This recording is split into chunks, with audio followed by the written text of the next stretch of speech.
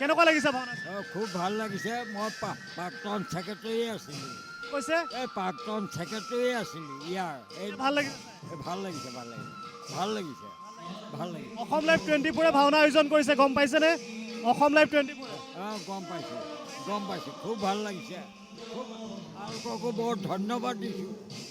তোমালোকৰ নিউজ নে কি? এই চেনেলটো কি? অসম লাইভ 24। অসম তোমালোকক খুব ধন্যবাদ দিছোঁ দেই, খুব ধন্যবাদ দিছোঁ।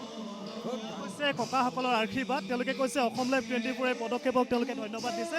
আৰু স্বাভাৱিকতে আচলতে এটা গুৰুজনাৰ সৃষ্টিৰ আজি দুইজনা গুৰুৰ সৃষ্টিৰ আজি জীয়াই ৰখাৰ এটা বিশেষ প্ৰচেষ্টা বুলি ক'ব লাগিব। এই প্ৰচেষ্টা সকলোৱে শলাগ লৈছে।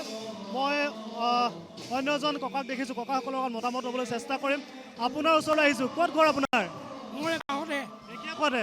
কেনেকুৱা লাগিছে ভাওনা চাই? কেনেকুৱা লাগিছে? ভাল লাগিছে, কিমান সময় আৰু কেইখন ভাওনা চাব? 5 দিনে চাবনে?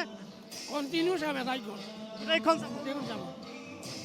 এয়া হৈছে ককাসকলৰ আচলতে মৰম আৰু আশীৰ্বাদ বুলি ক'ব লাগিব। তেওঁলোকে কৈছে অসম লাইভ 24 এই পদক্ষেপক তেওঁলোকে ধন্যবাদ জনাইছে আৰু সকলো আহিছে। আৰু দৰ্শকৰ মাজত আচলতে এই মুহূৰ্তত বাতৰি যদি কৰি থকা যায় তেতিয়াহ'লে যথেষ্ট অসুবিধাৰ সন্মুখীন দেখিবলৈ পোৱা গৈছে। মই অন্য এজন দেখিছোঁ, আপোনাৰ ওচৰলৈ আহিছোঁ।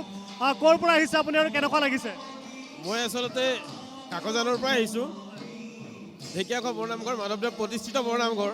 গতিকে ইয়াত কৃষ্টি সংস্কৃতি ৰক্ষক অসমৰ আজি এই ভাওনা কম্পিটিশ্যনে ৰাইজক যথেষ্ট মুগ্ধ কৰিছে। আৰু আমি ভাল লাগিছে এইটো কথাৰ কাৰণে যে ঢেকীয়াখোৱাৰ লেখীয়া এখন স্থানতে এনেকুৱা সংস্কৃতিৰ অনুষ্ঠান হৈ থাকিলে ৰাইজেও ভাল পায় আৰু কৃষ্টি সংস্কৃতি ৰক্ষাৰ এটা প্ৰতীক হিচাপে অসম লাইভ 24 আৰু NRD গ্ৰুপৰ CMD ছাৰৰ নেতৃত্বত আচলতে উদ্যোগতে গোটেই পদক্ষেপটো গ্ৰহণ কৰা হৈছে। হয়, তেখেতে ইয়াৰ আগতেও ঢেকীয়াখোৱা বৰনামঘৰত এখন গেট দিছে, মুখত তোৰণ এখন দিছে, তেখেতে নিৰ্মাণ কৰিছে।